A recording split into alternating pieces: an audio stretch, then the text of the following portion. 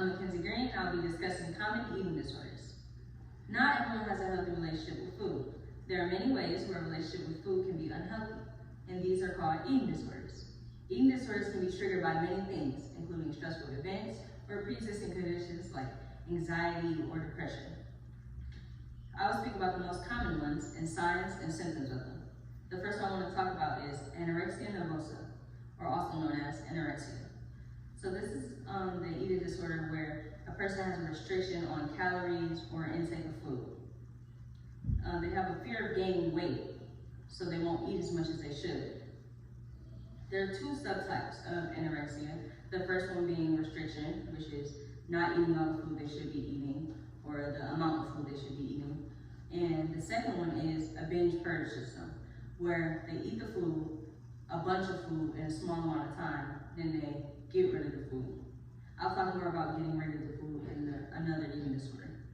So some symptoms from the Cleveland Clinic are having an intense fear of gaining weight, having an obsessive interest in food, dieting in calories, and even having a distorted self-image.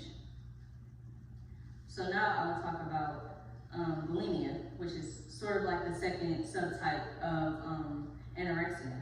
So this is, according to studies done by the Recovery Village, this is an eating disorder where people affected do something called binge eating, where they eat lots of food, short amount of time, then they get rid of the food in ways like inducing self-vomiting,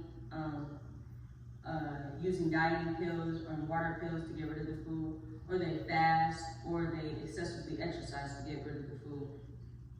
So some of the symptoms from Johns Hopkins Medicine article states that some people have recurrent episodes of binge eating and fear of not being able to stop eating. They have self-induced vomiting, they have anxiety, and they have peculiar eating habits or rituals. Now I'll be talking about something like bulimia, but it lacks certain characteristics that bulimia holds. So this is called binge eating. So this is not to be confused with bulimia or the second subtype of anorexia, because in those two, they usually get rid of the food, but this one they don't. People with this disorder eat a lot and they don't get rid of the food. So they may feel relieved and calm while they're eating large amounts of foods in a short amount of time.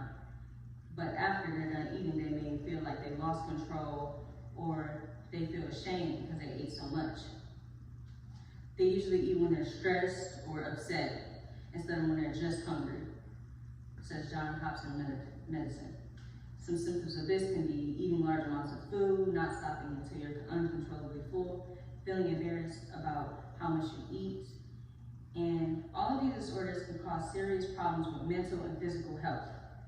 So, if you notice anyone around you with any of these symptoms, don't diagnose them, but find someone to help them out. Thank you.